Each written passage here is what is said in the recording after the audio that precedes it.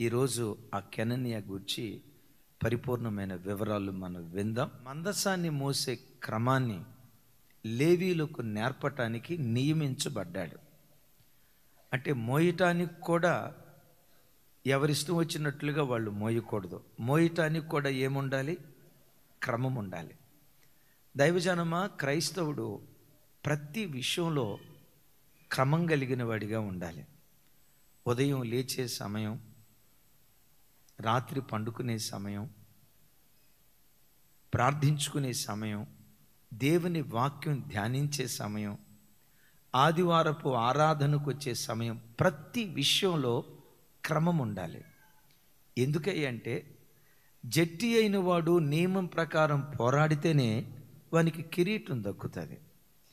నియమం ప్రకారం పోరాడని వాడికి ఏం దొరకదట? కిరీటం దొరకదు అంటాడు. క్రమం. ఈవెన్ సింగిల్ మినిట్ కూడా నీవు కానీ నీ పిల్లలు కానీ లేట్ కాకూడదు. కొన్నిసార్లు ఏం జరిగిద్దో తెలుసా? ఇలాంటి వాక్యం విన్నా ఒక వారం, రెండో వారం, మూడో వారం టంచనగా సమయానికి వస్తారు. 4వ వారం నుంచి వెళ్దాంలే, ఏమంత తొందర ఏం వచ్చింది అని క్రమం తప్పిన పరిస్థితులు ఉంటారు. ఓ పిల్లోడు ఉన్నాడు, రెగ్యులర్గా స్కూల్కి వెళ్తే, రెగ్యులర్గా టయానికి స్కూల్కి వెళ్తే వాడికి చదువు అబ్బిద్దా? వాడి ఇష్టం వచ్చిన సమయానికి వెళ్తే చదువు అబ్బిద్దా? మీరు చెప్పే మాటలను బట్టి నాకు అర్థమైంది ఏంటంటే, ఆడికి ఇష్టం వచ్చిన సమయంలో వెళ్తేనే చదువు అబ్బిద్ది. అదే దాన్ని ఏమంటారంటే ఎండాకాలం చదువు. కొంతమంది పిల్లలు చదువు ఎండాకాలం చదువులాగా ఉంటుంది. మీ పిల్లల్ని స్కూల్కి పంపించేటప్పుడు సోమవారం నుంచి శనివారం వరకు 6 రోజులు టెన్షన్గా స్కూల్కి వెళ్తారు. 6 రోజులు ఆఫీస్కి టెన్షన్గా వెళ్తారు. 9ంటికి అయితే 8:55 కల్లా బయోమెట్రిక్ తంబ కంపల్సరీగా, ఆలస్యం చేయరు. సోమవారం నుంచి శనివారం వరకు ఆఫీస్కి స్కూల్స్కి రెగ్యులర్గా వెళ్తారు. పిల్లలు ఎప్పుడైనా వాళ్ళు స్కూల్కి వెళ్ళేటప్పుడు ఆలస్యం చేస్తే, వాడు నిద్రలో నుంచి లేవకపోతే సన్నీళ్ళు ముఖం మీద జల్లి పెటా కొట్టి, వరి నిద్రపోతాడా, తిండిపోతాడా, నా కడుపు నువ్వు చెడబుట్టేవురా, ఇప్పుడు స్కూల్ టైం అవుతుంటే బయలుదేరి వెంటరా అని పెటా కొడతారు. తల్లిగా వాడి క్రమశిక్షణ నేర్పడానికి నువ్వు కొట్టాలి. తండ్రిగా అది నీ బాధ్యత. వారంలో ఎప్పుడో ఒక్కసారి పిల్లడు స్కూల్కి లేటుగా వెళ్తే పెట్టమని కొడతారే. ఆదివారం ఒక్కరోజు వారంలో మన మందిరానికి వచ్చేది. ఆదివారం ఆలస్యంగా వస్తున్న నిన్నెవరు కొట్టాలా? చూడండి, వాడు ఒక్కరోజు స్కూల్కి లేట్ అయితే ఊరుకోమే. ఒక మాట అడుగుతా, స్కూల్ గొప్పదా మందిరం గొప్పదా? ఇక్కడ కరెక్ట్గానే చెప్తారు. మరి మందిరం గొప్పదైనప్పుడు జట్టి అయిన వాడు నియమం ప్రకారం పోరాడాలి. అలాంటి వాడికి దేవుడు కిరీటాన్ని దాచిపెట్టాడు. ఈ కెననియా ఎలాంటి వాడంటే, మందసాన్ని మోసే విషయంలో గట్టివాడు. కొంతమంది ఉంటారు కొట్లాట్లో గట్టివాళ్ళు. మీరు ఎందులో గట్టివాళ్ళు నాకు తెలియదు. కొంతమంది తిండిలో గట్టివాళ్ళు ఉంటారు, కొంతమంది పోట్లాట్లో గట్టివాళ్ళు ఉంటారు. వింటున్నారా? ఆ మధ్య ఒక పాస్టర్ గారు చెప్తున్నారు, ఆయనట ప్రొద్దున్నే 24 ఇడ్లీ తింటాడట. వాయ, దాన్ని ఏదో వాయ అంటారట. 24 ఇడ్లీ, 12 చపాతీలు, 12 పూరీలు తిని అంటాడట, ఈరోజు అసలు ఏమీ తిన్నట్లేదు అంటాడట. కొంతమంది తిండిలో గట్టివాళ్ళు ఉంటారు, ఇంకొంతమంది కొట్లాటలో గట్టివాళ్ళు ఉంటారు. ప్రతి క్రైస్తవుడు మందసాన్ని మోసే విషయంలో గట్టివాడై ఉండాలి. మందసం దేని గుర్తు? సంఘానికి గుర్తు. మందసం దేని గుర్తు? దేవుని సన్నిధికి గుర్తు. మరోసారి చెప్తున్నాను, మందసం జీవం కలిగిన దేవుని మందిరానికి, దేవుని పరిచర్యకు గుర్తు. ఎవరిని బిడ్డలారా, సంఘ భారాన్ని మోసే విషయంలో ప్రతి క్రైస్తవుడు గట్టివాడై ఉండాలి. మందసాన్ని మోసే విషయంలో నువ్వెంత గట్టివాడిగా ఉంటావో, నీ సమస్యలను పరిష్కరించే విషయంలో దేవుడు కూడా అంత గట్టిగా మన బ్రతుకులో నిలవబడ. యేసుక్రీస్తు వారు సంఘానికి శిరస్సు అయి ఉన్నాడు. ఓ మాట అడుగుతాను, సంఘానికి యేసుక్రీస్తు వారు ఎందుకు శిరస్సు అయి ఉన్నాడు? ఆయన దేవుడై ఉన్నందువల్ల, లేక సంఘమనే తన శరీరం కొరకు ప్రాణాన్ని పెట్టినందువల్ల? దేవుడై ఉన్నందువల్ల కాదు, అది సెకండరీ. దానికంటే ముందుగా సంఘం కొరకు తన ప్రాణాన్ని పెట్టాడు గనుక సంఘానికి ఆయన శిరస్సు అయి ఉన్నాడు. దైవజనమా, మీరు చూడండి, సంఘ భారాన్ని మోసే విషయంలో ప్రాణం పెట్టడానికి కూడా ఎవరు వెనుకాడరో వారిని, వారి పిల్లలను, వారి కుటుంబాలను శిరస్సుగా దేవుడు నిలవబెడతాడు. నేను ఎరిగిన నాటి నుండి నేను గ్రహించింది ఏంటంటే, సంఘానికి 2 రకాల వ్యక్తులు వస్తారు. ఒకటి ప్రాణం పెట్టే వ్యక్తులు, రెండవది ప్రాణం తీసే వ్యక్తులు. ఎప్పుడు మనం ప్రాణం పెట్టే వాళ్ళగా పరిచర్య విషయంలో ఉంటే ఆ కుటుంబాలను దేవుడు శిరస్సుగా నిలవబెట్టడం ప్రారంభిస్తాడు. ఎప్పుడు దేవుని విషయంలో నువ్వు గట్టిగా ఉండాలి. ఎక్కడ అటు ఇటు చంచలతో లేకుండా ప్రార్థించే విషయంలో, అయ్యా సంఘంలో ఉపవాస ప్రార్థనలా 21 దినాలు ఉపవాసం ఉండటానికి నేను చెప్పాలి, నేను గట్టిగా తీర్మానం చేసుకుంటాను. గట్టిగా మీకు పరిచర్య దేవుడు అప్పగించాడు, నెలలో ఒకసారి వాలంటీర్గా. అయ్యా 3 సర్వీసులు కాదు, 4 సర్వీసులు దేవుడు నాకు పరిచర్య అప్పగించిన మందసాన్ని మోసే విషయంలో నేను గట్టిదానిగా నేను నిలవబడతాను. ఏదో వచ్చి అడావిడిగా అటెండ్ చేసుకొని హాజరేసుకొని, అన్నా నేను కూడా పరిచర్యకు వచ్చాను అని హాజరేసుకొని వెళ్ళిపోయే వాళ్ళగా కాకుండా, మందసాన్ని మోసే విషయంలో మనం గట్టివారిగా దేవుని కొరకు నిలవబడాలి. కొన్నిసార్లు కొంతమంది నన్ను వచ్చి అడుగుతారు, అన్నయ్య మీరు చాలా మీటింగ్స్కి వెళ్తారు కదా. అవును తమ్ముడా, వెళ్తాను. చాలామంది పాస్టర్ గారులు చూశారు. చూసే తమ్ముడా. పెద్ద పెద్ద మీటింగ్స్లో నేను మిమ్మల్ని చూసినప్పుడు కొంతమంది అడుగుతారు, అన్నయ్య మిమ్మల్ని అక్కడ చూసినప్పుడు చాలామంది కోట్ వేసుకొని, సూట్ వేసుకొని, బూట్ వేసుకొని, టక్ వేసుకొని చాలా హడావిడిగా ఉంటారు కదా.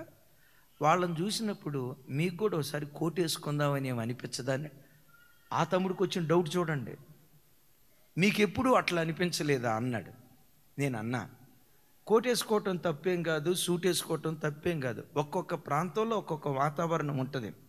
ఇప్పుడు అమెరికాలో విపరీతమైన చలి. నేను ఇట్లాగే పల్చటి బట్టలు వేసుకుంటాను, సొక్కాయి నిక్కరతో ఉన్నాను అనుకున్నాం అనుకోండి, బయటికి వెళ్తే చాలు గడ్డగట్టుకొని పోతాం. సో అక్కడ చలి ప్రాంతానికి తగినట్లుగా కోట్ వేసుకుంటారు. అది వాళ్ళ కల్చర్. కోట్ వేసుకున్నంత మాత్రాన వాళ్ళు ఏదో భక్తి లేనోళ్ళని, తెల్ల బట్టలు వేసుకున్నంత మాత్రాన పైనుంచి ఊడిపడిన దేవదూతలు అనేవి లేదు తమ్ముడా. నేను అనేది అడిగాదన్నా, వాళ్ళని చూసినప్పుడు నేను కూడా కోట్ వేసుకుంటే బాగుండు అని మీకు అనిపించదా అన్నాడు. నేను చెప్పా, ఈ తెల్ల డ్రెస్కి జీవితకాలం అంతా ఎలాగే ఉండాలని నేను తీసుకున్న తీర్మానం ఉందే. గట్టిగా దేవుని దగ్గర తీర్మానం చేసుకున్నా. కళ్ళ ముందు ఎన్నో కనపడతాయి, ఎంతోమంది కనపడతారు. నేను కూడా ఒకసారి అట్లా ఉంటే బాగుండు అన్న ఆలోచన ఒక్కసారి కూడా. ఆ తమ్ముడు కాస్త స్నేహంగా ఉంటాడు. అన్న అబద్ధం ఆడకుండా చెప్పండి, మీకు ఎప్పుడు అనిపించలేదా అన్నాడు. దీనికి అబద్ధం ఆడేది ఏముందరా నాయన, నిన్ను పురికొల్పడానికి, నిన్ను సంతోషపరచడానికి చెప్పేది ఏముంది. కళ్ళతో ఎన్ని చూసినా నీ తీర్మానం స్థిరమైనదైతే, నీ తీర్మానం బలమైనదైతే దేనికి నువ్వు చెదిరిపోవు, చెదరు. కొంతమంది బిడ్డలు దేవుని దగ్గర తీర్మానం చేసుకొని ఉంటారు. గమనించండి, ప్రభా ఈ బంగారు ఆభరణాలు నేను పెట్టుకోకూడదు, తల్లి కడుపులో నుంచి వచ్చేటప్పుడు నేను ఎలా ఉన్నానో జీవితాంతం అలాగే ఉండాలి ప్రభా అని కొంతమంది తీర్మానం చేసుకుంటారు. ఒక ఆయన నన్ను అడిగాడు, అన్న ఆభరణాలు పెట్టుకోవటం దేవుని చిత్తమా అన్నాడు. నువ్వేమంటావు చెప్పు అన్న. నాకు అర్థం కాక కదా మిమ్మల్ని అడిగింది అన్నాడు. నీకు అర్థమైందా, ఇంకోసారి చెప్పు. దేవుడు ఒకవేళ ఈ చెవులకి అయ్యో పెట్టాలనుకుంటే ఆల్రెడీ రంధ్రం పెట్టుండేవాడు కదా చెవులకి. రంధ్రం పెట్టలేదంటే దేవుని చిత్తం కాదని నేను అనుకుంటున్నా, అది నీ ఇష్టం అయ్యా, పెట్టుకుంటే పెట్టుకో లేకపోతే లేదు అని అన్నా. అది కాదన్నా, మా అమ్మాయికి చెవులు కుట్టిద్దాం అనుకున్నాను అన్నాడు. కుట్టించాలనుకుంటే కుట్టించు, వద్దంటే వద్దు. అట్లా కాదన్నా, మీ అభిప్రాయం ఏంటి చెప్పండి. నాకు తెలిసినంతవరకు అయితే ఈ చెవులకు కుట్టించుకునే పని ఏమంటే ముక్కులతో గాలి పీల్చాలి. రంధ్రాలు మనం పెట్టుకున్నామా, దేవుడు పెట్టాడా? మనమే పెట్టుకోవాలా. అది అవసరం, దేవుడు ఏర్పాటు చేసి. ఇంట్లో ఉన్నప్పుడు బంగారం పెట్టుకోరు. కొంతమంది గురించి చెప్పాలంటే ఇంట్లో ఉన్నప్పుడు శుభ్రం కూడా ఉండదు, మున్సిపాలిటీయే అంత దరిద్రంగా ఉంటారు కొంతమంది. ఎక్కడైనా ఫంక్షన్కి వెళ్ళేటప్పుడు బంగారం దిగేస్తారండి. ఎందుకు బంగారం దిగేస్తారు? నన్ను చూడు అన్నట్లుగా వేస్తారన్న. ఒకరోజు నా భార్యని అడిగాను, ఇంతమందిని నువ్వు కళ్ళతో చూస్తున్నావు కదా, నీకేమనిపించదా అని నా భార్యని అడిగా. నా భార్య ఏమందంటే, ఓసారి తీర్మానం చేసుకున్నానయ్యా, నేను దేవుని కొరకు చేసుకున్న తీర్మానాలలో గట్టిగా నేను నిలవబడతా. చిన్న చిన్న ప్రలోభాలకే లొంగిపోతే మన గట్టితనమేముంది? చిన్న చిన్న ఆకర్షణలకే లోనై మనం చేసుకున్న తీర్మానాలకు లొంగిపోతే మనం ఎట్లా గట్టివాళ్ళమవుతాం? ఏ విషయంలో గట్టోళ్ళుగా ఉన్నా లేకపోయినా దేవుని కొరకు నువ్వు చేసుకున్న తీర్మానాలలో గట్టిదానిగా నువ్వు నిలవబడుదువుగాక. దానియేలు ఒక తీర్మానం చేసుకున్నాడు, రాజు భుజించే భోజన పదార్థాల చేత అపవిత్రుణ్ణి కాకూడదు. రాజుగారు భుజించి ఆ భోజనపు బల్ల మీద ఉండే వెరైటీలు చెప్పండి. కాకరకాయల కూర మా ఓడి ఒంటికే పడదాం, గోంగూర పచ్చడి అస్సలు పడదు, పచ్చిమిరకాయల పచ్చడి ఆయన డిక్షనరీలోనే ఉండదు. రాజుగారి భోజనపు బల్ల మీద 30 ఎద్దులు, 20 విడివి, 10 కొవ్వినివి, 100 గొర్రెలు.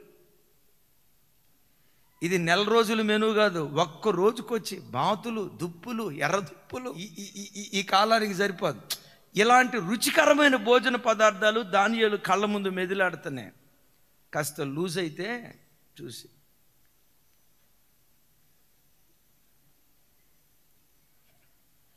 నేను అనవసరంగా తీర్మానం చేసుకున్నట్టున్నానే. ఒక మాట అండి, ఒకసారి మిమ్మల్ని మీరు పరీక్ష చేసుకోండి. దానియేలుకి ఎదురైన శోధన ఎంత కష్టంగా ఉంటుందంటే, ఒక మాట నెల రోజుల పాటు నాన్ వెజ్ తిన్నని తీర్మానం చేసుకొని చూడండి. నేను అంట దానియేలు తాను తీసుకున్న తీర్మానంలో అంత గట్టిగా నిలవబడ్డాడు గనుక శోధించేవి కళ్ళ ముందున్న ఎంత కూడా చంచలత్వం కాలేదు. దానియేలు ఎట్లా గట్టిగా ఉన్నాడు, కెనన్య మందసాన్ని మోసే విషయంలో గట్టివాడిగా దేవుని కొరకు నిలవబడ్డాడు. సరే, లేవీయులకు చెప్పండి ఏమి నేర్పాడు? మోత క్రమాన్ని నేర్పాడు. ఎలా నడవాలో, మందసాన్ని ఎలా మోయాలో, అందరూ కలిసి ఎలా మందసాన్ని ముందుకు తీసుకొని వెళ్ళాలో ఆ మోత క్రమాన్ని నేర్పాడు. సంగమా, మందసాన్ని ఒక్కడు మోయుడు, రథాన్ని ఒక్క గుర్రం లాగదు, ఎద్దుల బండిని ఒక ఎద్దు లాగదు, 2 ఎద్దులు కలిసి 10 గుర్రాలు కలిసి మందసాన్ని కొంతమంది యాజకులు కలిసి ఎలా మోసుకుంటూ వెళ్తారో, సంఘాన్ని ఒక సేవకుడు మోయటం కాదు, ఒక సేవకురాలు మోయటం కాదు, మనమందరం సంఘ భారాన్ని మోసేవారిగా ఉండాలి. నువ్వు మోసిన దానికి నీ పనికి తగిన జీతం దేవుడు నీకు అనుగ్రహించటం ప్రారంభించునుగాక. సరే, మోత క్రమాన్ని నేర్పడానికి నియమించబడ్డాడు. అంతకంటే విశేషం ఏంటో తెలుసా? అతడు చక్కటి గాయకుడు మాత్రమే కాదు, ఈ పాటలు పాడే వారందరి మీద విచారణకర్తగా తనను నియమించినట్లుగా లేఖనాల్లో రాయబడు. ఇందాకేమో మోత క్రమాన్ని నేర్పటానికి విచారణకర్త, ఎక్కడేమో కోయిర్ టీం అంతటికి లీడర్ ఆయన. నేనంట దేవుడు తనకిచ్చిన కృపలను కెనన్య అధికం చేసుకున్నాడు. సంగమా, దేవుని బిడ్డలారా, ప్రభు దగ్గరికి వచ్చిన తర్వాత మన ఆస్తి విస్తరించడమే కాదు, మన సంపాదన విస్తరించడమే కాదు, వాటి కంటే విశేషంగా దేవుడు నీకు ఇచ్చిన తలాంతులను, భక్తిని రోజు రోజుకు నువ్వు అభివృద్ధి పరుచుకుంటూ రావాలి. దేవుని విషయంలో, అయ్యా ఒకప్పుడు నాకు ప్రార్థన జీవితమే ఉండేది, ఇప్పుడు పరిశుద్ధ జీవితం కూడా దేవుడిచ్చాడు. పరిశుద్ధ జీవితమే కాదు, ఒకప్పుడు మందిరానికి వచ్చి జస్ట్ అలా వచ్చి వెళ్ళిపోయేవాడిని, కానీ ఈరోజు ప్రభు నన్ను ఎలా చేశాడో తెలుసా? మందిరంలో పరిచర్య చేసేవాడిగా చేశాడయ్యా. మందిరంలో పాటల గుంపులో ఉండేటట్లుగా దేవుడు బలపరిచాడయ్యా. లైవ్ ఇచ్చే గుంపులో ఉండేటట్లుగా దేవుడు బలపరిచాడయ్యా. మందిరంలో వాయిద్యకారుడిగా. దైవజనమ, ప్రతి క్రైస్తవుడు తన భక్తిని, తన తలాంతులను, దేవుడు తనకిచ్చిన వరాలను రోజు రోజుకు విస్తరింప చేసుకునేటువంటి వాడై ఉండాలి. ఏ క్రైస్తవుడిని అడిగినా, అయ్యా ఒకప్పుడు మాకు తినడానికి తిండి ఉండేది కాదయ్యా, ఈరోజు దేవుడు మమ్మల్ని ఆశీర్వదించి అనేక మంది ఆకలి తీర్చేటట్లుగా ఆశీర్వదించాడయ్యా. ప్రతి క్రైస్తవుడి సాక్ష్యం చెప్తాడు. నువ్వు డబ్బులో ఆశీర్వదించబడినట్లుగా, దానికంటే ముఖ్యంగా భక్తిలో నువ్వు ఆశీర్వదించబడిన దానివై ఉండాలి. ఏమని సాక్ష్యం చెప్పాలి? అయ్యా ఒకప్పుడు నాకు ప్రార్థన అంటే మనసు ఉండేది కాదు, ప్రార్థన చేసుకుందామని మోకరిస్తానా, 1 నిమిషం 2 నిమిషాల్లోనే నా ప్రార్థన అయిపోయేదయ్యా. ఈరోజు ప్రార్థనలో ఎంత ఎదిగానంటే, ప్రార్థన చేద్దామని మోకరిస్తే 1 గంట సేపు చేసిన 2 నిమిషాల క్రితమే మోకరించినట్లు అనిపిస్తుంది అయ్యా. 2 గంటల సేపు ప్రార్థన చేసిన అసలు తృప్తి తీరట్లేదయ్యా. ఒకప్పుడు 2 నిమిషాలు కూడా ప్రార్థన చేయటం రాని నా బ్రతుకులో 2 గంటలు దేవుని దగ్గర గడిపే భాగ్యం దేవుడు నాకు ఇచ్చాడయ్యా అని ఈ మాట నీ నోటు. ఒకప్పుడు నా జీవితం 20,000 అయ్యా. ఈరోజు ప్రభు నమ్ముకొని ప్రభు పాదాలు పెట్టుకున్నాను. 1,00,000 రూపాయల జీతం అయింది. ప్రైజ్ గాడ్ అవ్వాలి. ఒకప్పుడు అద్దెంట్లో ఉండేదాన్ని అయ్యా. ఈరోజు దేవుడు తన కృపను బట్టి చక్కటి గృహం ఇచ్చాడయ్యా. అద్దె బాధ నుండి విడుదల ఇచ్చాడు. మంచిది, ఇవ్వాలి. ఒకప్పుడు వకీల్లే ఉండేదయ్యా. ఈరోజు పట్టణంలో 3 గృహాలు దేవుడిచ్చాడయ్యా. సరే 6 గృహాలు దేవుడిచ్చాడు. అవ్వాలి.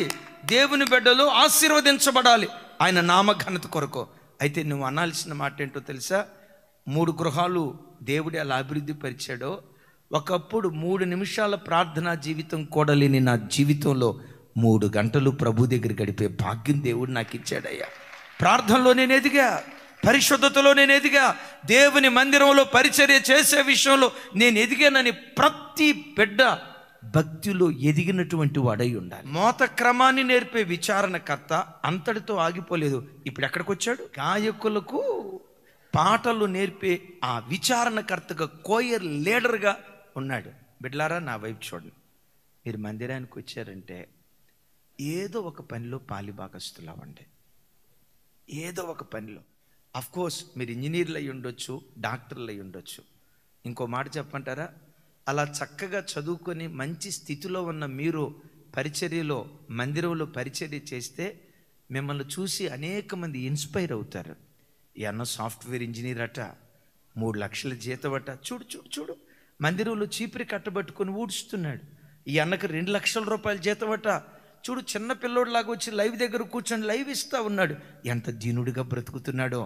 వాళ్ళని చూసి మేవెందుకు అలా బ్రతకూడదని నీలాంటి వాళ్ళను చూసి రాబోయే యవ్వన తరం ఇన్స్పైర్ అవ్వనుగాక. మన కృపలను చెప్పండి, మన తలాంతులను రోజు చెప్పండి చెప్పండి చెప్పండి చెప్పండి చెప్పండి రోజు రోజుకు విస్తరింప చేసుకుంటూ వెళ్ళాలి. ఆస్తి విస్తరించినట్లుగా, సంపద విస్తరించినట్లుగా, ప్రమోషన్ విస్తరించినట్లుగా భక్తిలో మనం విస్తరించే వారిగా ఉందుముగాక. సరే, ఈ పాటలు నేర్పే ఈ కార్యక్రమంలో మందసాన్ని మూసేటప్పుడు ఇతడు ఏం ధరించాడట? సన్నపు నారతో నేయబడిన వస్త్రములు ధరించాడు. బిడ్లరా, సంఘానికి వచ్చిన ప్రతి బిడ్డ సన్నపు నారతో నేయబడిన వస్త్రాలను ధరించేవారిగా మనం ఉండాలి. ఏ సంఘంలోనైతే సన్నపు నారతో నేయబడిన వస్త్రాలు ధరించిన వారు ఉంటారో వారు ఆ సంఘానికి కెననియా లాంటి వాళ్ళు. సన్నపు నార వస్త్రాలు అంటున్నారన్న. సన్నపు నార వస్త్రాలు అంటే ఏంటి? సన్నపు నార బట్టలు అంటే అవి ప్రకాశమైనవి, అవి నిర్మలమైనవి, అవి పరిశుద్ధుల నీతి క్రియలు. యేసయ్యకు మహిమ కలుగును గాక. దైవజనమా, ఆ వస్త్రాలు ఎలాంటివట? ప్రకాశమానమైన వస్త్రాలు. ప్రతి క్రైస్తవుడు తన బ్రతుకులో ప్రకాశమానమైన వస్త్రాలు ధరించిన వాడై ఉండాలి. అంటే రంగురంగుల బట్టలు కాకుండా తెల్లటి బట్టలు వేసుకోవాలనా? కాదు. ప్రకాశమానము అనే మాట దేని చూపిస్తుందో జ్ఞాపకం చేసే ముందు మరొక్కసారి, వస్త్రము ప్రవర్తనకు గుర్తు. ఈ ప్రవర్తన ప్రకాశమానంగా ఉండాలి అని మాట్లాడతాడు. ప్రకాశమానం, ఒక వ్యక్తిలో నుంచి ప్రకాశం ఎప్పుడు వస్తుంది అంటే, దైవజనుడైన మోషే, 80 సంవత్సరాలు పైబడిన మోషే ఉపవాసం ఉందామని సినాయి పర్వతం మీదకి వెళ్ళాడు. 40 రోజుల పాటు ఉపవాసం ఉన్నాడు. ఉపవాస ప్రార్థన ముగించుకొని సినాయి పర్వతం మీద నుంచి దిగొచ్చేటప్పుడు ఆయన ముఖం ప్రకాశిస్తూ ఉందట. ప్రకాశిస్తున్న ఆ ముఖాన్ని చూడలేక ఇశ్రాయేలీలు ముఖాన్ని చాటేస్తూ ఉంటే దైవజనుడైన మోషే తన ముఖాన్ని ముసుగుతో కప్పుకున్నట్లుగా చూస్తున్నాం. రైట్? ఇది సినాయి పర్వతం మీద జరిగిన అనుభవం కదా. సేమ్ రూపాంతర పర్వతం మీద యేసుక్రీస్తు వారు ప్రార్థన చేయటానికి 3 శిష్యులతో వెళ్ళారు. పేతురు, యోహాను, యాకోబు. ఈ 4 వెళ్ళారు. యేసుక్రీస్తు వారు రాతివేతంత దూరం వెళ్ళి ఆ రాత్రి ప్రార్థనలో గడుపుతున్నాడు. బైబిల్లో రాయబడిన మాట ఏంటో తెలుసా? ఆయన ముఖము సూర్యుని వలె ప్రకాశిస్తూ ఉందట. ఆయన ధరించిన వస్త్రాలు ఏ చాకలి చలువ చేయలేనంత తెల్లగా దగదగమని ప్రకాశిస్తున్నట్లుగా దేవుని యొక్క వాక్యంలో రాయబడి ఉంది. ప్రకాశము దేనికి గుర్తయి అంటే ప్రార్థనా జీవితానికి గుర్తు. అంటే మందసాన్ని మోసేవాడు, మందిరానికి వచ్చే బిడ్డలు, దేవుని సన్నిధిని సమీపించే బిడ్డలు ప్రార్థనాపరులై ఉండాలి. ప్రార్థనాపరులై ఉండాలంటే ఆ ప్రార్థన ఎవరిలో ఉంటుందో వాళ్ళ క్రియలు ప్రకాశిస్తాయి, వాళ్ళ ప్రవర్తన ప్రకాశిస్తుంది, వారి వ్యాపారాలు, వారి ఉద్యోగాలు, వారు కలిగిన ప్రతి దానిలో ప్రకాశించే కృప దేవుడు అనుగ్రహిస్తాడు. ఆవరించిన చీకటిని ప్రార్థన ద్వారా దేవుడు పారద్రోలి ఆ మినిస్ట్రీ ప్రకాశించే మినిస్ట్రీగా దేవుడు చేస్తాడు, ప్రకాశించే కుటుంబాలుగా దేవుడు చేస్తాడు. ఒక వ్యక్తి ప్రకాశించాలంటే ఏం చేయాలట? చూడాలి. ఎటువైపు చూడాలి చెప్పాలి. ఎవరి వైపు చూడాలి? కొండల తట్టు కన్నులెత్తుచున్నాను, నాకు సహాయం ఎక్కడి నుంచి వస్తుంది? భూమి ఆకాశములను సృజించిన దేవుడైన యెహోవా వైపే. లేఖనాల్లో ఎరుగుదురు కదా, దాసుడు యజమానుని చేతి తట్టు చూసినట్లు, దాసి యజమానురాలి చేతి తట్టు చూచినట్లు నీ కన్నులు దేవుడైన యెహోవా వైపు చూచునుగాక. ఆయన వైపు చూస్తే నువ్వు ప్రకాశిస్తావు, ఆయన వైపు చూస్తే నీ పిల్లలు ప్రకాశిస్తారు. ప్రతి విషయంలో ప్రకాశించే వారిగా నా దేవుడు నిలవబెట్టునుగాక. ఒక వ్యక్తి ప్రకాశించాలంటే ఏముండాలి? అతనికి ప్రార్థనా జీవితం ఉండాలి. కనీసం గంట సేపైనా మోకరించి మీలో ఎంతమంది ప్రార్థన చేశారు? కనీసం ఒక్క గంట. బైబిల్లో రాయబడిన మాట, నీవు చూసి ప్రకాశింతువు, చూసి ప్రకాశింతువు. ఎవరి వైపు చూడాలి? ప్రతి క్షణం దేవుని వైపు చూస్తూ ప్రార్థించే ప్రార్థనా పరుడుగా నువ్వు బ్రతికితే నా దేవుడు నిన్ను ప్రకాశించడం ప్రారంభిస్తాడు. సంఘం యొక్క వస్త్రాలు ఎలా ఉండాలి? ప్రకాశమానమైన వస్త్రాలు. ఒక వ్యక్తికి ప్రకాశం దేని ద్వారా కలుగుతుంది అంటే ప్రార్థనా జీవితం ద్వారా ప్రకాశం కలుగుతున్నట్లుగా లేఖనాల్లో రాయబడి ఉంది. దేవుని వైపు చూడకుండా ఉద్యోగం, దేవుని వైపు చూడకుండా కంపెనీ, దేవుని వైపు చూడకుండా నా పిల్లలు, దేవుని వైపు చూడకుండా నా బంధువులు, దేవుని వైపు చూడకుండా నా వ్యాపారం అని ఎప్పుడు లోకం తట్టు చూస్తే మన పరిస్థితులు ఎలా ఉంటాయి? దేవుని వైపు చూస్తే మన పరిస్థితులు ఎలా ఉంటాయి? అయిలరా, ప్రార్థనా జీవితం లేకుండా కంపెనీ అని పరిగెత్తితే బ్రతుకు చీకటైపోతుంది. కుటుంబాల్లో బాధ అనే ముళ్ళు మొలుస్తుంది. పుస్తకాలు, చదువు, ఉద్యోగం, వ్యాపారం, పిల్లలు, బంధువులని నీకంటూ వ్యక్తిగతంగా దేవుని వైపు చూసి అనుభవం లేకపోతే అంటాడు, అంధకారం, బాధ, చీకటి కమ్ముకుంటుంది. నా ప్రార్థన నీ కుటుంబాన్ని దేవుని వెలుగు కమ్ముకొనుగాక. ప్రతి చీకటి తొలగించబడి ప్రకాశమానమైన వెలుగు దేవుడు మనకు అనుగ్రహించునుగాక. కుటుంబాన్ని ఆవరించిన ప్రతి బాధ ముళ్ళు నా దేవుడు విరిచివేయునుగాక. చీకటి తొలగించబడి ప్రకాశించబడాలంటే ఎవరి వైపు చూడాలి? వీళ్ళు దేని వైపు చూశారట చెప్పాలి. 5వ అధ్యాయం చివరి వచనంలో వాళ్ళు భూమి వైపు చూశారని రాస్తుంది. 6వ అధ్యాయం ప్రారంభం ముందు చూశారా? ప్రవక్త అయిన యెషయా దేవుని వైపు చూశాడట. యెషయా ప్రవక్త ఎవరిని చూశాడు? ఇశ్రాయేలు ప్రజలు ఎటువైపు చూశారు? వాళ్ళేమో భూమి వైపు చూస్తే యెషయా ప్రవక్త దేవుని వైపు చూశాడట. దైవజనమా, ఓ చరిత్రకారుడు చెప్తాడు, యెషయా అనే ప్రవక్తకి ఉజ్జియా బంధువు అట. సేవలో బహు సహకారిగా ఉజ్జియా ఉండేవాడట. విచిత్రం, సేవలో సహకారిగా ఉన్న రాజైన ఉజ్జియా చనిపోయేసరికి యెషయా ప్రవక్త కాస్త కలవరంతో ఉన్నాడట. అయ్యో, ఇంతకాలం నాకు అండగా ఉన్న ఉజ్జియా రాజు చనిపోయాడు, నాకు ఆధారం ఎలా అని అంటే దేవుడు దర్శనంలో చూపిస్తున్నాడు. యెషయా, ఉజ్జియా కూర్చున్నది సింహాసనం మీదే, నీ దేవుడైన యెహోవా అత్యున్నతమైన సింహాసనం మందు ఆయన ఆసీనుడై ఉన్నాడు. ఉజ్జియా రాజుగా ఉండి పరిపాలన చేసేది 10, 20, 25 సంవత్సరాలు. దేవుడైన యెహోవా సదాకాలమునకు రాజై ఉన్నాడు. అంటే ఈ రాజులు నీ దగ్గర నుంచి తొలగిపోయారేమో, రారాజైన దేవుడు నీ యొద్ద నుండి తొలగిపోడు. ఈయన నీ బ్రతుకులో సదాకాలమునకు నీకు రాజు అయి ఉంటాడు. దైవజనమా, ఒకసారి చూడు, లోకంలో కొంతమందిని ఆనుకొని కొంతకాలం నువ్వు బ్రతికుండొచ్చు. అయ్యో, ఇంతకాలం ఈ ఉద్యోగం ఆధారం చేసుకొని బ్రతికేనే, ఈ ఉద్యోగం కోల్పోతే నేను బ్రతికేది ఎలా? కలవరంతో ఈరోజు ఈ వాక్యం వింటున్నావా? అయ్యో ఇంతకాలం ఈ వ్యాపారం నాకు అండగా ఉండేది, ఈ వ్యాపారం ద్వారా నా కుటుంబాన్ని నేను పోషించుకుంటూ వచ్చాను, ఇప్పుడు నేను బ్రతికేది ఎలా, ఆ ఆధారాన్ని కోల్పోయే కదా నేను బ్రతికేది ఎలా అని అనుకుంటున్నావా? ఒక శుభవార్త, గతంలో ఏది నీకు ఆధారం ఉందో ఆ ఆధారాన్ని కలుగు చేసింది నీ దేవుడు.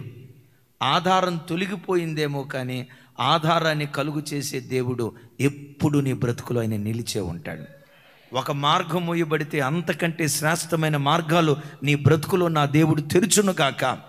ఆయన సింహాసనం ఎప్పటికీ మన కొరకు ఎదురు చూచునుగాక. అయితే మన కన్నులు ఎటువైపు చూడాలి? సేవ ప్రారంభంలో ఒక చేదైన అనుభవం.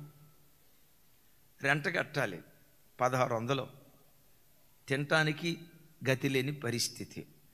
మా ఇంటి ఓనరమ్మ చాలా మంచిది, చాలా మంచిది. ఎంత మంచిదంటే డీసెన్సీకి మారు పేరు. కానీ బాధాకరం, 10వ తారీఖు కల్లా రెంట్ ఇవ్వాలి. తేడా వచ్చింది, అక్కడ ఊరుకోదు. ఆమె పేరు అసలే ఇందరమ్మ. ఇందిరాగాంధీ లాగా భలే స్ట్రిక్ట్గా ఉండేది. రెంట్ కట్ల 15వ తారీఖు అయిపోయింది.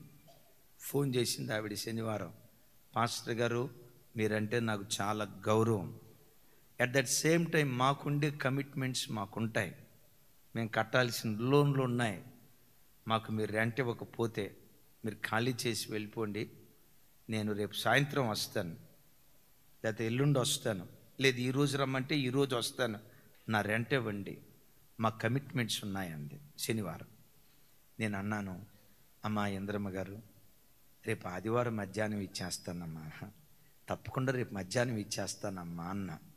రేపు మధ్యాహ్నం ఇకపోతే పాస్టర్ గారు మీకు రేపు సాయంత్రం దాకా టైం పెట్టాను, లేదంటే మిమ్మల్ని వికెట్ చేపిస్తాను. అంత పెద్ద మాట అనకమ్మా, ఇచ్చేస్తా రేపు మధ్యాహ్నం అన్నాను. ఆదివారం మధ్యాహ్నం ఇస్తానని ఎందుకన్నాను చెప్పండి? ఒక మాట, ఆదివారపు ఆరాధన మీద నమ్మకం పెట్టుకొని వచ్చే ప్రజల మీద సరే ఎవరో అని అనుకుని మొత్తానికి ఆదివారం మధ్యాహ్నం ఇస్తాను. ఆరాధన స్టార్ట్ అయింది. అందరూ పాటలు పాడుతూ ఉంటే ఆత్మలో పరవశులే ఉద్యమం, భలే భలే భలే ఆనందిస్తూ ఉన్నారు.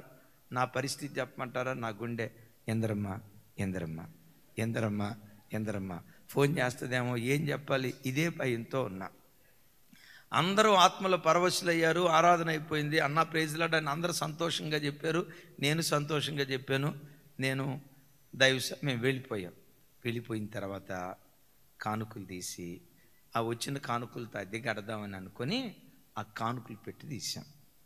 మామూలు ఆదివారాల్లో 500, 600 వచ్చేది. ఆ ఆదివారం దేవుని మహా గొప్ప కృపను బట్టి 40 రూపాయలు వచ్చినాయి. 40 రూపాయలు. ఆ 40 రూపాయలు చూసి నేను మనసులో, దేవా నీకు కనికరం ఎతనాబీ నహి అయినా, నీకు దయ ఎంత కూడా లేదు అసలు, ఏ విధని చెప్పి కాస్త దేవుని మీద చిరాకు పడ్డా. దేవుడు అంటాడు, రేయ్ నువ్వు ఆదివారం ఇస్తానని ఎందుకన్నావు? ఎందుకనేది ఏముంది ప్రభా అన్నాను. ఆదివారం ఇస్తానని ఎవరి మీద నమ్మకం పెట్టుకుని అన్నావు? నా మీద నమ్మకం పెట్టుకున్నావా, మందిరానికి వచ్చే ప్రజల మీద నమ్మకం పెట్టుకున్నావా అన్నాడు. కాస్త బ్యాటరీ డిశ్చార్జ్ అయిపోయింది. ప్రభా నీ మీద నమ్మకం పెట్టుకోలేదయ్యా, ఎవరో వస్తారు ఇస్తారని నేను వాళ్ళ మీద నమ్మకం పెట్టుకున్నానయ్యా అన్నాడు దేవుడు. నువ్వు వాళ్ళ వైపు చూసావు గనక అంధకారం, వారి వైపు చూసావు గనక చీకటి, వారి వైపు చూసావు గనక బాధనే ముళ్ళు నీ బ్రతుకులు మొలకెత్తింది. నా వైపు చూసావా? దేవుడిస్తాడనే నమ్మకంతో మాట్లాడావా? ఆదివారపు ఆరాధన మీద నమ్మకం ఉంచావు, ఆరాధనకు వచ్చే ప్రజల మీద నమ్మకం ఉంచావు. నీ విశ్వాసం నా మీద నుండి ప్రజల మీదకు దొలిగిపోయింది, అందుకనే నీకు సహాయం రాలేదు, బాధపడ్డా. నిజమే ప్రభు అని 3ంటికి మోకరించానండి, 3:30కు మోకరించాను. కుర్చీ ముందుకు లాక్కొని కుర్చీ మీద చేతులు పెట్టి ఏడ్చుకుంటా ఉన్నా. దేవా ఇంద్రమ్మ గారు ఫోన్ చేస్తారు, ఎట్లా ప్రభు? ఇంద్రమ్మ గారు ఫోన్ చేస్తారు, ఎట్లా ప్రభు? ఏం చెప్పాలి ప్రభు అని అలాగే ఏడుస్తూ ప్రార్థన చేస్తూ ఉంటే నా కన్నీటి చుక్కలు ఆ కుర్చీ మీద నుంచి పడి నా మోకాళ్ళు కన్నీళ్లతో తడిచాయి. నేను అట్లా ఏడుస్తూ ప్రార్థన చేస్తూ ఉంటే ఫోన్ గొరగొర మోగుతూ ఉంది, గణగణ మోగుతుంది. అది గణగణని మోగుతూ ఉంటే నాకెట్లా వినపడిందో తెలుసా? ఇందరమ్మ ఇందరమ్మ ఇందరమ్మ ఇందరమ్మ ఇదే వినపడుతుంది. ఇక ఏం చేయాలో అర్థం, ఏదైతే ఇదైంది. అమ్మా కొంచెం టైం ఈ అమ్మ అని చెబుదామని చెప్పి అప్పటికి 4-5 సార్లు మోగింది. ఫోన్ తీశాను. ఇంద్రమ్మ గారు అనే లోపే ఒక తల్లి, అన్నయ్య ఒంట్లో బాగాలేదు అన్నయ్య, అర్జెంటుగా వచ్చి ప్రార్థన చేయండి అన్నయ్య. మీరు వచ్చే లోపుని మీరు వచ్చి ప్రార్థన చేయకపోతే ప్రార్థన చేయకపోతే మీరు వచ్చే లోపే ఏమైనా అయిపోతాను, అది ఓ రకంగా భయపడతా చెప్పింది. గాబరమంట ఒక అర్ధగంట తర్వాత నా కార్యక్రమాలు ముగించుకుని వెళ్తే విచిత్రం తెలుసా, ఆ ఇంటికి వెళ్తే ఆ అక్క చక్కగా బిర్యానీ తింటా ఉంది. ఏమ్మా బాగలేదు అన్నావు కదా అంటే, మీరు ప్రార్థన చేసిన తర్వాత తగ్గిపోయింది అన్న. మరి తగ్గిపోయిందన్న సంగతి చెప్తే నేను ఆగిపోయేవాడిగా. ఆ ఉన్న 40 రూపాయలు మరలా ఛార్జీకి 6 రూపాయలు పోయే అని చెప్పి ప్రార్థన చేసి, అయితే ఒకటేనండి, ఏం ఫోన్ చేసిందంటే ఏమి ఇస్తుందేమో మళ్ళీ అనుకోలా. ఎందుకు అనుకోలేదో తెలుసు, ఆల్రెడీ ఎక్స్పీరియన్స్ అయింది కదా. దేవుడే ఇస్తాడు అనుకున్నట్లు వెళ్ళాను. అక్కడ ప్రార్థన చేసి తిరిగి వచ్చేటప్పుడు ఎన్నడూ మందిరంలో అడుగుపెట్టని ఒక తల్లి నన్ను చూసి పరిగెత్తుకుంటా వచ్చి, అయ్యగారు ఒకసారి మా ఇంట్లో అడుగుపెట్టండి అయ్యగారు, మిమ్మల్ని కలవాలని నిన్నటి నుంచి అనుకుంటున్నాను అయ్యగారు, మీ ఇల్లు ఎక్కడో తెలియక నేను రాలేకపోయాను అయ్యగారు అని కూర్చోబెట్టి కాఫీ ఇచ్చింది. అయ్యా మీ కానుకమని దేవుడు నన్ను ప్రేరేపించాడయ్యా, ఇదిగో ఈ 2000 రూపాయలు కానుక తీసుకోండి అయ్యని 2000 రూపాయలు కానుక పెట్టాను.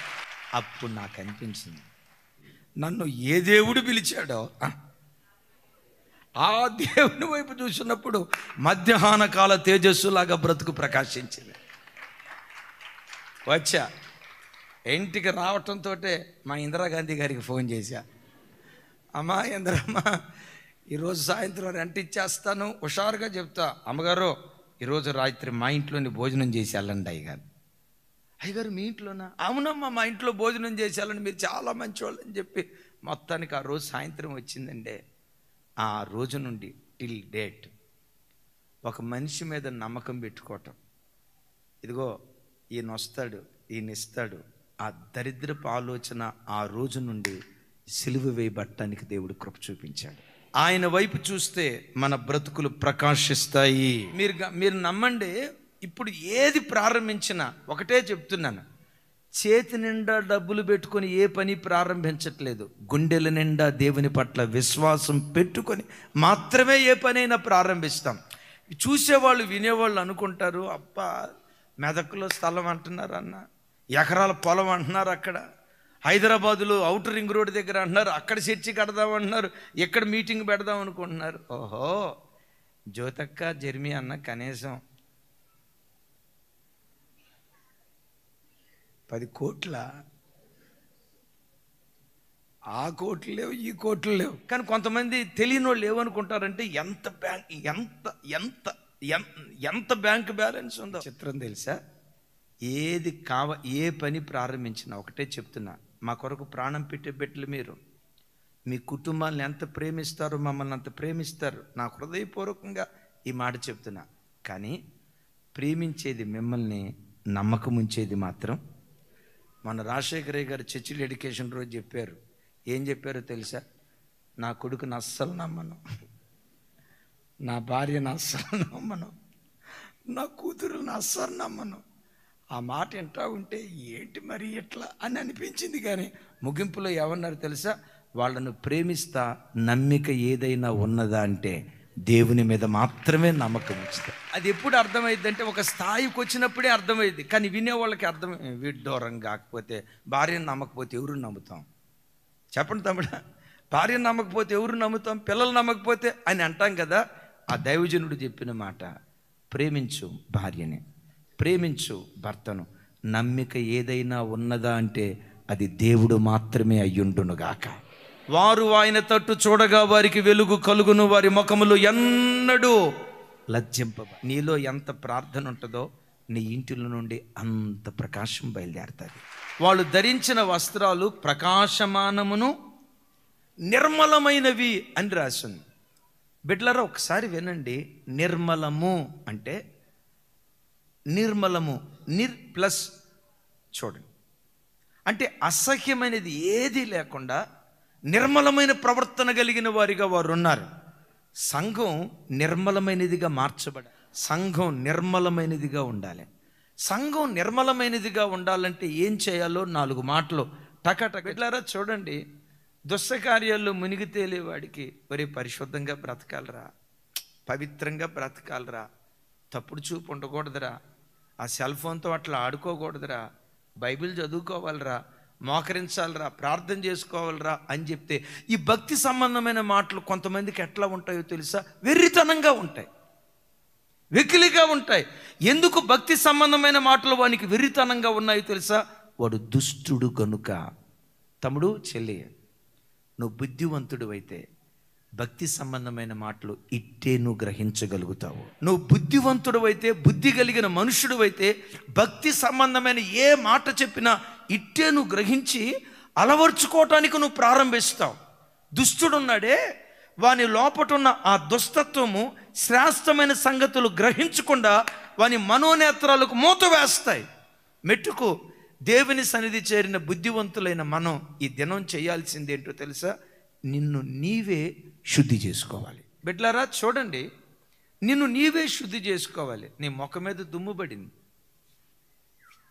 నీవే అనుకుంటావు కదా. నీ బట్టల మీద దుమ్ము పడ్డాయి, నీవే దులుపుకుంటావు కదా. నేనంట, ఒకవేళ నీ బట్టలను ఉతికే వాళ్ళు వేరే వాళ్ళు ఉన్నారేమో నాకు తెలియదు, కానీ పరిశుద్ధత అనేది నీకు నీవే దేవుని దగ్గర సంపాదించుకున్నటువంటి వాడివై ఉండాలి. ఎవరో వచ్చి నిన్ను పరిశుద్ధపరచరు, ఎవరో వచ్చి నిన్ను పవిత్రపరచరు, ఎవరో వచ్చి నిన్ను శుద్ధి చేయరు. నీ అంతట నీవే, దేవా నాలో ఉన్న ప్రతి అపవిత్రత తొలగిపోయి ఒక పవిత్రమైన వాడిగా నేను మార్చబడాలని తీర్మానం నీ గుండెల్లో ప్రారంభమై నిన్ను నీవే శుద్ధి చేసుకుందువుగాక. ఈ మాట చూడండి, బయట నుంచి వచ్చే ఒత్తిడి ఉంది చూసారా, దానివల్ల నీలో భక్తి రాదు. ఈ ఒత్తిడి, భక్తిగా బ్రతకాలనే ఒత్తిడి ఎక్కడి నుంచి ప్రారంభం కావాలి? నీ గుండెల్లో నుంచే ప్రారంభం కావాలి. అరే ప్రార్థన చేసుకోరా, ప్రార్థన చేసుకోరా, ప్రార్థన చేసుకోరా అని అమ్మ 100 సార్లు చెప్పిందనుకో, నీకు విసుగుదల వస్తుంది. ప్రార్థన చేసుకోవాలనే ఆశ నీ గుండెల్లో వచ్చిందనుకో, ఎవ్వరూ చెప్పకుండానే దేవుని పాదపీఠం ఎదుట సాగిలి పడతావు. లోపట పుట్టేది శక్తివంతంగా మార్చబడుతుంది. గుడ్డు ఉంది, గుడ్డును బయట నుంచి పొడిచావనుకో ఏమైపోద్ది? ఆమ్లెట్ అయిపోద్ది. అది బయట నుంచి పొడవకుండా లోపటి నుంచి పొడుచుకుంటా వచ్చిందనుకోండి, జీవం ఉత్పత్తి అవుతుంది, జీవం ఉత్పత్తి అవుతుంది. దానిలో నుంచి కోడిపిల్ల బయటకు వస్తుంది, దానిలో నుంచి కొన్ని జీవాలు పుట్టుకు రావటానికి దేవుడు కృప చూపిస్తాడు. నేనంట, నిన్ను నీవే శుద్ధి చేసుకో. కొన్ని తప్పటడుగులేసా, నా బ్రతుకు దిద్దుకుంటానయ్యా, శుద్ధి చేసుకుంటానయ్యా. తప్పటడుగులు వేయటాన్ని బట్టి నేను ఎంత నష్టపోయానో నాకు తెలుసు, నేను పొందుకున్న అవమానం ఏంటో నాకు తెలుసు.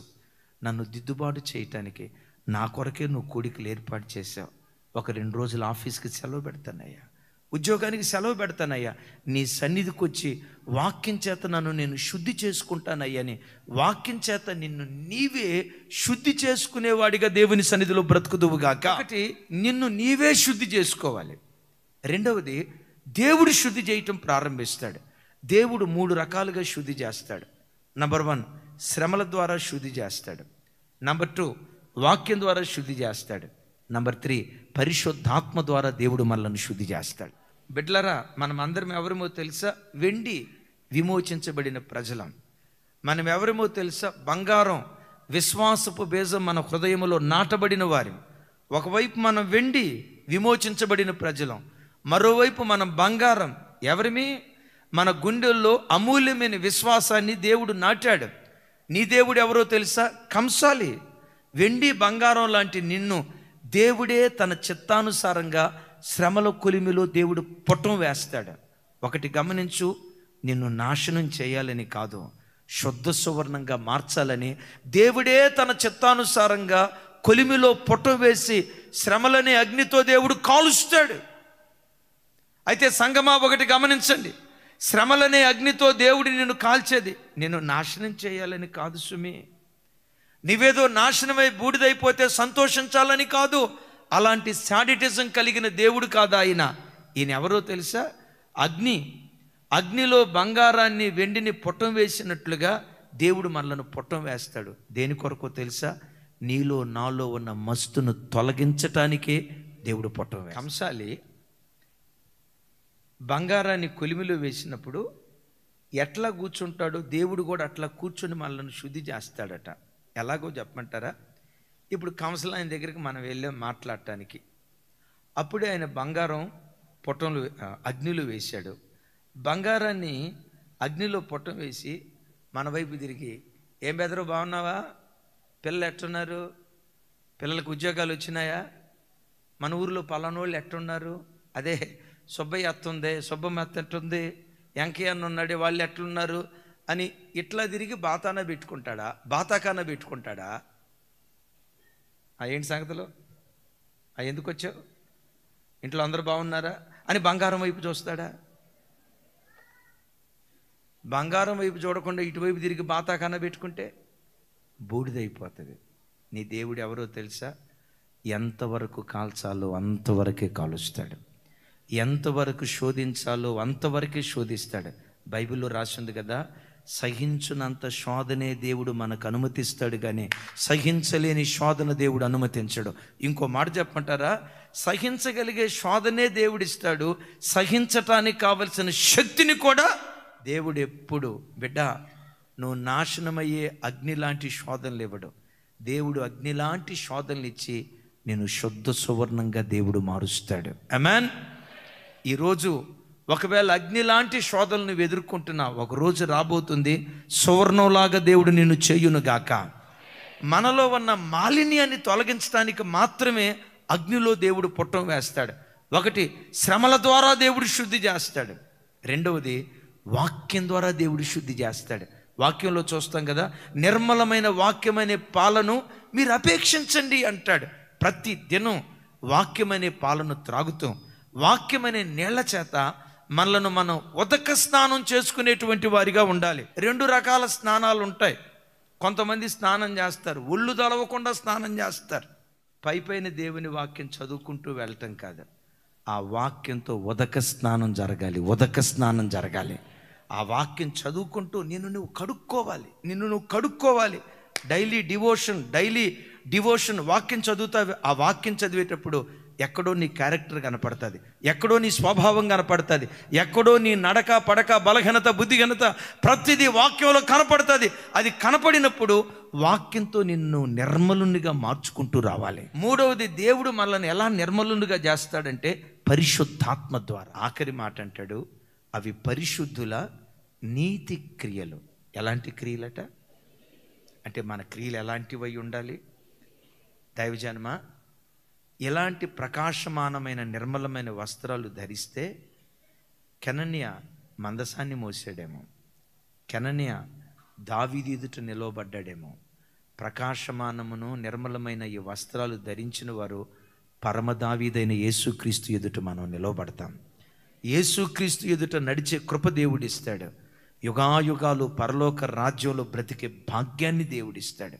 ఇవన్నీ జరగాలంటే చెప్పండి, మన వస్త్రాలు ఎట్లా ఉండాలి? ప్రకాశమానం ఎలా వస్తుంది? ప్రార్థనా జీవితం ద్వారా. ఒకవేళ ఈ వాక్యం వింటున్న బిడ్డలారా, నీ ప్రార్థనా బలిపీఠం పడిపోయిందేమో, రోజుకొచ్చి కనీసం 1 గంట సేపు అయినా మోకరించి ప్రార్థించేసే ఆ కృప నీకు లేదేమో. ఒక మాట అడుగుతావా? ఈ సంవత్సరాంతపు దినాలలో పడిపోయిన నా ప్రార్థన బలిపీఠాన్ని కట్టుకోవాలనుకుంటున్నానయ్యా. నా ప్రార్థన బలిపీఠాన్ని కట్టు. పడిపోయిన నీ ప్రార్థన బలిపీఠం దేవుడు తిరిగి కట్టునుగాక. మందసాన్ని మోసే విషయంలో ఎలా ఉండాలి? కొందరు తిండిలో గట్టివాళ్ళు ఉంటారు, ఇంకొంతమంది కొట్లాట్లో గట్టివాళ్ళు ఉంటారు. దేవుని మందసాన్ని మోసే విషయంలో మనం గట్టివారిగా బ్రతకాలి. వాటన్నిటికంటే విశేషంగా మన వస్త్రాలను ఎలాంటి వస్త్రాలుగా చేసుకోవాలి? నిర్మలమైన వస్త్రాలు. ఎలా? నిన్ను నీవే శుద్ధి చేసుకోవాలి, నిన్ను నీవే పరిశుద్ధపరుచుకోవాలి. నేను భక్తిగా పరిశుద్ధంగా బ్రతకాలనే ఆరాటం నీ గుండెల్లోనే పుట్టాలి. ఆ గుండెల్లో పుట్టి, నేను ఎప్పుడు చెప్తా కదా, దేవుని కొరకు బ్రతకాలని నిజంగా 1 అడుగు నువ్వు వేస్తే 99 అడుగులు దేవుడు వేస్తాడు. 1 అడుగు నువ్వు వేస్తే ఇంతే భక్తి జీవితం. ప్రభా, నీ కొరకు నేను బ్రతకాలనుకుంటున్నానయ్యని నీ గుండె లోతుల్లో ఒక చిన్న విత్తనం మొలకెత్తితే ఆ విత్తనానికి దేవుడే నీరు పోస్తాడు. ఆ విత్తనానికి దేవుడే ఎరువేస్తాడు. ఆ విత్తనాన్ని దేవుడే పెంచి మొక్కగా, వృక్షంగా, మహావృక్షంగా దేవుడు మారుస్తాడు. ఆ చిన్న విత్తనపు ఆశ మన గుండెల్లో దేవుడు పుట్టించునుగాక.